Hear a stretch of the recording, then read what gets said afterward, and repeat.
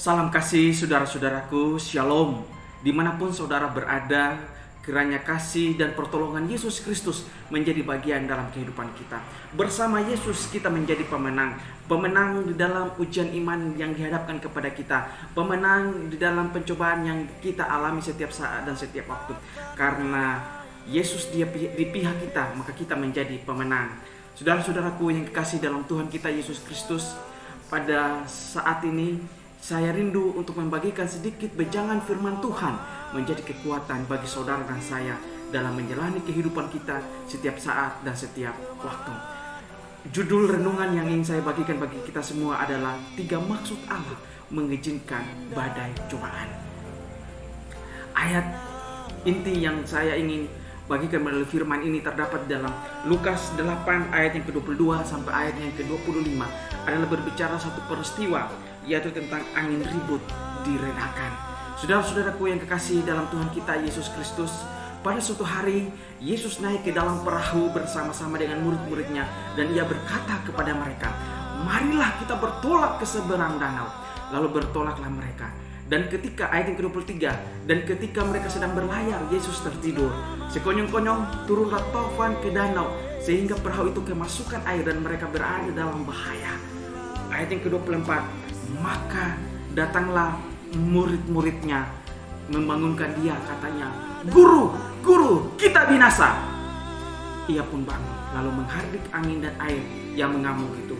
Dan angin dan air itu pun reda, dan danau itu menjadi teduh. Ayat yang ke-25, lalu katanya kepada mereka, "Di manakah kepercayaanmu?" Maka takutlah mereka dan heranlah. Lalu berkata seorang kepada yang lain, "Siapa kegerangan orang ini sehingga ia memberi perintah kepada angin dan air, dan mereka taat kepadanya?" Ayat di atas bercerita tentang badai menghantam murid-muridnya dalam perjalanan mereka. Jikalau kita percaya pada providensi Allah mengajarkan bahwa segala sesuatu yang telah ditetapkan atau diatur oleh Allah, maka kita harus percaya bahwa badai yang menimpa Yesus dan murid-muridnya ini bukanlah suatu kebetulan. Semuanya itu tentu ada tujuannya. Dan karena itu pula, kalau hidupmu dihantam oleh badai dan gelombang kehidupan, engkau berteriak tetapi tidak ada jawabannya. Tuhan seolah-olah diam, tidur. Ia tidak kebetulan. Itu tidak kebetulan. Semuanya ada tujuan. Lalu, apa maksudnya? Inilah 3 maksud Tuhan dalam memberikan badai bagi kita.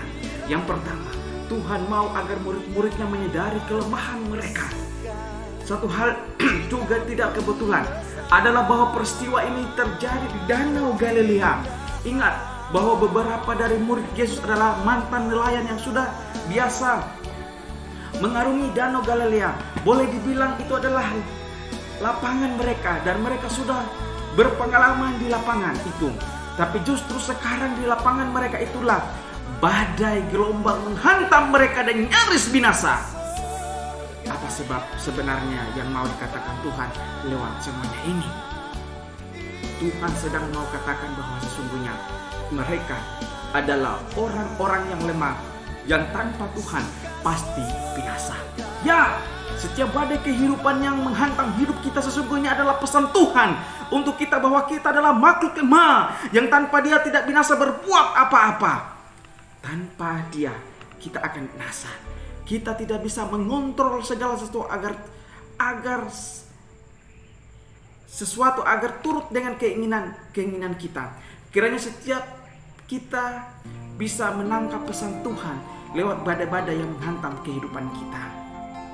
Alasan kedua, kenapa Tuhan mengizinkan badai tufan terjadi dalam kehidupan kita. Melalui peristiwa ini, melalui cerita ini, Tuhan mau menguji dan menguatkan iman murid-muridnya. Selain untuk menunjukkan kelemahan para murid, badai itu juga dimaksudkan untuk menguji dan menguatkan iman mereka. Ya, Tuhan mau menguji dan menguatkan iman kita melalui badai-badai hidup yang kita alami. Apakah kita tetap beriman dan berpegang pada firman-Nya? Lihatlah Ayub yang ditimpa oleh badai kehidupan, tapi imannya tetap teguh kepada Allah. Ayub 1 ayat yang ke-21. Katanya, dengan telanjang aku keluar dari kandungan ibuku, dengan telanjang juga aku kembali ke dalamnya. Tuhan yang memberi, Tuhan yang mengambil, terpujilah nama Tuhan. Dia sudah berfirman bahwa Dia akan memelihara hidup kita. Dan untuk menguji apakah kita mempercayainya dalam hal itu, Ia kirimkan badai yang menghantam, yang menghancurkan ekonomi, pekerjaan, bisnis kita, untuk melihat apakah kita benar-benar percaya pada janji pemeliharanya. Dia sudah berfirman bahwa Dia akan melindungi kita di setiap perjalanan hidup kita. Dan untuk menguji apakah kita mempercayainya dalam hal itu, Ia kirimkan badai berupa bahaya yang mengancam hidup kita, untuk melihat apakah kita benar-benar percaya pada janji perlindungannya. Dia sudah berfirman bahwa Dia akan menyertai kita. Dan untuk menguji apakah kita mempercayainya dalam hal itu, Ia kirimkan badai berupa kehilangan orang-orang yang terkasih, untuk melihat apakah kita benar-benar percaya pada janji penyertaannya. Demikianlah setiap badai yang Ia kirimkan dalam hidup kita sebenarnya untuk menguji dan menguatkan iman kita. Dan karenanya, biarlah kita tetap berpegang teguh pada setiap firman yang diucapkan melalui firman-Nya. Dan setiap kali badai kehidupan menerpa kita, kita tetap teguh di dalam kebenaran firman Tuhan. Saudara-saudaraku yang kekasih dalam Tuhan kita Yesus Kristus, alasan ketiga kenapa Tuhan mengizinkan badai terjadi di dalam kehidupan kita. Yang ketiga adalah Tuhan mau menunjukkan kuasa-Nya dan memperkenalkan dirinya kepada para murid-muridnya. Perhatikan ayat yang ke-25 dalam Lukas 8 ayat yang ke-25. Maka takutlah mereka dan heran. Lalu berkatalah seorang kepada yang lain, siapa gerangan orang ini sehingga ia memberi perintah kepada angin dan air, dan mereka taat kepadanya. Saudara-saudaraku yang kekasih dalam Tuhan kita Yesus Kristus, Matius 8 ayat yang ke-27. Dan heranlah orang-orang itu, katanya, orang apakah dia ini sehingga angin dan danau pun taat kepadanya. Hari itu hari di mana murid-murid dihantam badai dan taufan. Mata mereka melihat sebuah mujizat yang luar biasa, bahwa angin badai, taufan, gelombang tidur seketika. Hari itu juga mereka menyadari mereka tidak sedang mengikuti seorang guru biasa. Ini lebih daripada seorang manusia. Dia Tuhan Allah. Seandainya perahu mereka tidak dihantam badai hari itu, mereka tidak berkesempatan untuk melihat mujizat yang luar biasa. Mujizat yang luar biasa itu, dan juga tidak mengenal Yesus lebih dalam dan lebih dekat dan lebih baik. Mengapa Tuhan membiarkan Israel tertindas dan menderita ratusan tahun di Mesir? Supaya pada waktu Ia menyelamatkan mereka dari sana, mereka dapat melihat kuasa dan keajaiban Tuhan serta dapat mengenalnya dengan baik.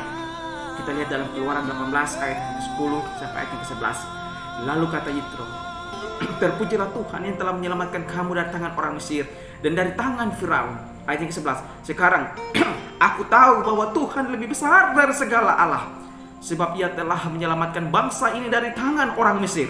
Mengapa Tuhan membiarkan Naaman yang hebat itu terkena kusta, supaya ia bisa melihat kuasa Tuhan nyata atas dirinya dan mengenal Tuhan dengan benar. 2 Raja-Raja 5 ayat yang ke-15. Kemudian kembalilah ia dengan seluruh pasukan kepada abdi Allah itu. Setelah sampai, tampillah ia ke depan Elisa dan berkata, sekarang aku tahu bahwa di seluruh bumi tidak ada Allah kecuali Israel. Mengapa Tuhan membiarkan anak janda Sarfat jatuh sakit dan mati, supaya ia bisa melihat kuasa Tuhan dan percaya pada firman Tuhan. 1 Raja-Raja 17 ayat ke-24. Kemudian kata perempuan itu kepada Elia, sekarang aku tahu bahwa engkau abdi Allah dan firman Tuhan yang kau ucapkan itu adalah benar. Ya, setiap badai hidup yang menerpa kita sebenarnya adalah sebuah kesempatan untuk melihat kuasa mujizat Tuhan berlaku atas kehidupan kita. Ini tidak berarti bahwa Tuhan selalu akan membebaskan kita dari setiap problem. Tidak. Itu mungkin berarti bahwa Tuhan akan memberikan kekuatan kepadamu untuk menanggung problem itu. Itu juga sebuah mujizat. Demikian juga setiap badai hidup yang menerpa kita sebenarnya adalah sebuah kesempatan untuk mengenal Dia dengan baik.